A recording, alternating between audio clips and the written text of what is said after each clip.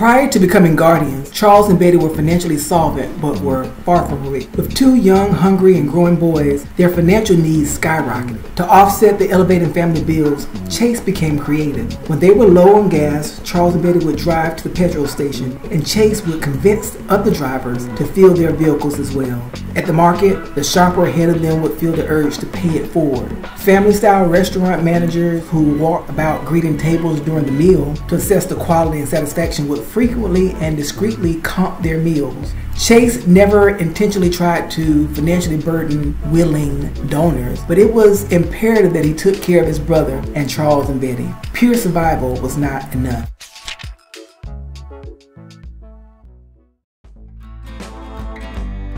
As the years passed, many obvious and unexpected changes occurred. Charles and Betty grew frail, while both of the twins grew mentally and physically stronger.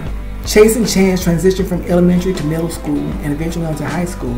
Chase learned to cover his brother without holding hands. Learning to cloak his brother was truly an emotional and pivotal day for the boy. Not only did they have a natural bond as twins, but they also had a substantial emotional bond as maturing teenagers who had endured and overcome so much. It was impossible to overlook the 13 years of sensory physical touch. They truly felt something, not completely or easily explained, was missing when they were not physically connected.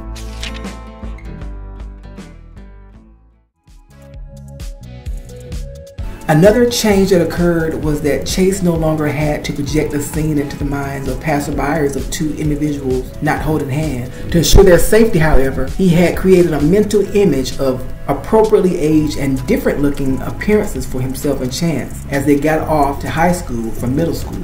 It was a complex mental trick. For students who met them in elementary or middle school, he had to make those kids remember them always looking differently. It was far easier for him to input this reality into the minds of those they met in high school for the first time.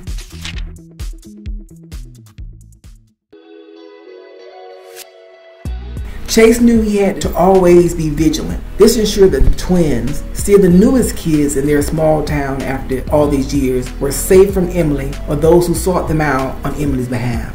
Whoever searched for them would always find it impossible to do so.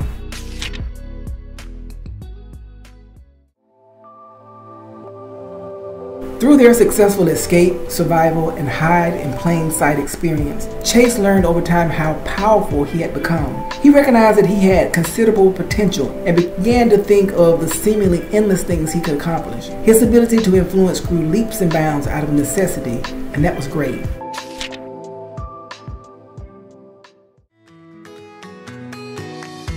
This experience changed both boys. Chase and Chance trusted each other without limit, and somehow Chance magnified Chase's abilities.